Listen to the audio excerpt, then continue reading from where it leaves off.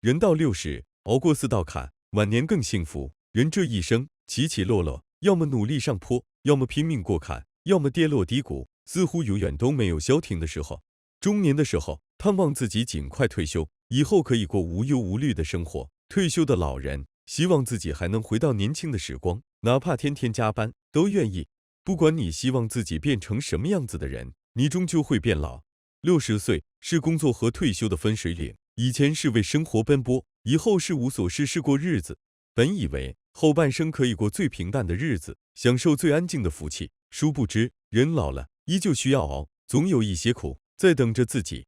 人到60，熬过4道坎，晚年更幸福。幸福始终在自己手里，关键看你如何把握。另一，熬过无所事事的坎，找到生活的乐趣，别沉迷在工作状态。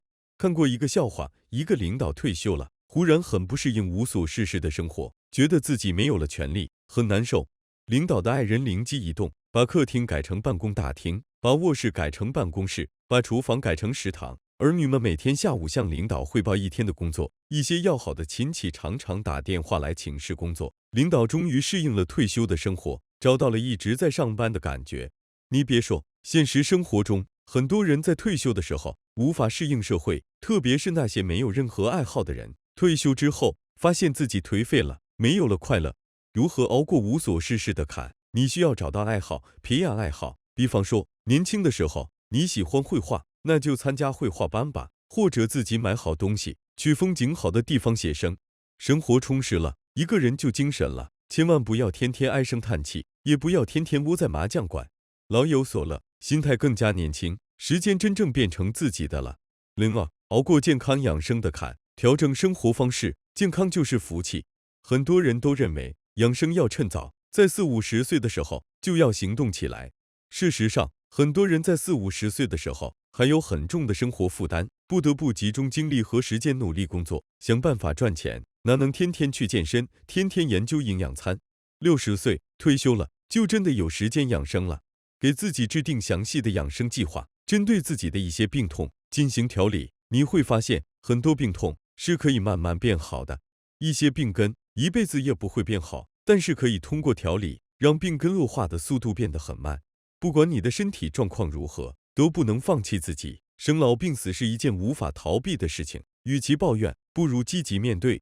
心态好，病痛少，笑一笑，10年少。另3，熬过家庭冷清的坎，别追求合群，别要求儿女天天陪伴。当你60岁之后，你会发现家里越来越冷清了，原来一些常常来往的朋友也少来往了，来巴结你的亲戚也少了，儿女成家了，都有了小家庭，不会常常陪你了。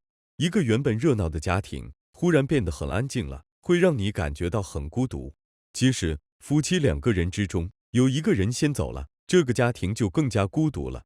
如果你无法接受冷冷清清的事实，你就没有办法过好日子。有一个词语叫做心静如水，也就是说，一个人的内心变得很安静了，做到了无欲无求，他就会感觉到幸福。安静其实是一种福气，你不要理解为孤独。如果真的活得很孤独，也没有关系，只要儿女争气，都有好的工作，收入也不错，你就有盼头了。人这一生，不就是希望晚辈更加有出息吗？晚辈在他乡努力奋斗，你可以牵挂他们，也可以放下姿态，主动去看望他们。儿女陪伴父母，不一定是儿女逢年过节看望父母，还可以是父母主动去儿女所在的城市，力所能及的帮助儿女做点什么。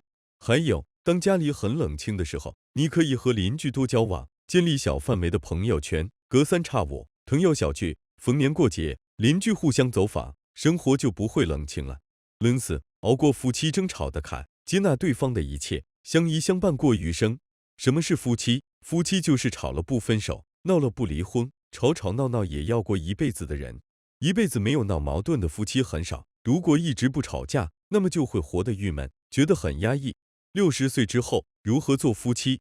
第一，别吝啬你的赞美，多赞美对方，一句情话让对方红脸了，不是坏事。别以为年轻人可以恋爱，老年人也可以恋爱。第二，别去改变对方了，要接受对方的习惯。你要知道，对方已经变成了老顽固，你根本就不要想着他会改变他的习惯，你接受了，心情就好转了，不会看他不顺眼了。第三，找到共同的乐趣，随时保持同步，因为爱好两个人会慢慢改变一些合不来的观念，生活中有了更多的话题，比方说一起去跳广场舞，每天一起出门，保证了安全，还有了打发了时间，加入了集体。第四，忘记所有的不愉快，以前的事情过去了就算了，不要再计较了，不翻旧账是一种善良。让沟通代替吵架，让关心代替埋怨，你会发现，以前不够好的人，忽然变得完美了。60岁进入了日落西山的年龄，但是你还有很多事情要去做，还要面对很多沟沟坎坎。当你熬过了以上4道坎，心情变好了，爱情变甜了，儿女变自由了，身体也好了，福气自然来。不过需要注意的是，一个人年龄进入60岁后的阶段，会显著降低机体各项功能，伴随的是一些慢性疾病的发生。古代人们将60岁的老人叫做花甲。当前工作的年限中，60岁也普遍是男性的一道分水岭，大多数都处在退休或待退休状态。一些人尽管超过60岁，或不愿意承认自己已经年老，但身体器官不会说谎。大家必须明白，机体的衰老过程正是在这个阶段中开始出现明显变化。很多人原先年轻时不注意的隐藏风险，将在后续的生活中慢慢显现，影响日常的作息。俗话说，人过60，梁不碰，梁不交，都指的是啥？梁不碰，一不碰赌。有些人在60岁需要面对退休之后的生活中比较悠闲，会经常进行各种娱乐活动，比如去楼下跳广场舞，或者与其他同龄人下棋打牌等。有时约几个朋友聊天，是一件比较惬意的事情。也有人会在这个阶段养成打牌赌钱的习惯，一开始数值比较低，后续伴随沉迷程度加重，会慢慢增加分量，提高发生各种情况的概率。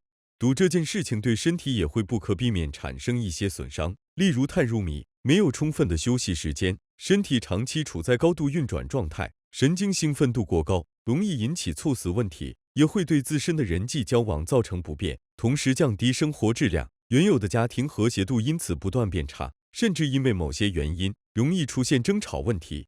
人际交流过程中长期处在暴躁状态，不能有效控制自身情绪，容易出现肢体方面的冲突，同时抑制各脏器活性，更易被各种疾病找上门。老年人年龄超过60岁后，要保持生活圈的洁净，可以培养一些悠闲的兴趣爱好，例如养乌龟，有助平稳心态。2. 不碰烟酒。不管哪个年龄段的人，都应该做到饮酒量的有效控制，特别是年龄超过60岁，身体机能降低幅度较大，没有活性的新陈代谢效率，会降低消化功能，同时加重肝脏的负担，引起各种心脑血管病变问题，例如中风、高血压、酒精肝等。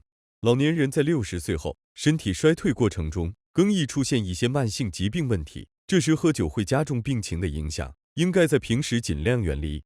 很多人在日常中有吸烟的习惯，长期吸烟会导致呼吸系统损伤，提高肺部癌变的风险，也容易引起气管方面的严重问题。一个老年人如果在平时长时间吸烟，会增加老年斑的影响，也会造成血管中出现斑块问题。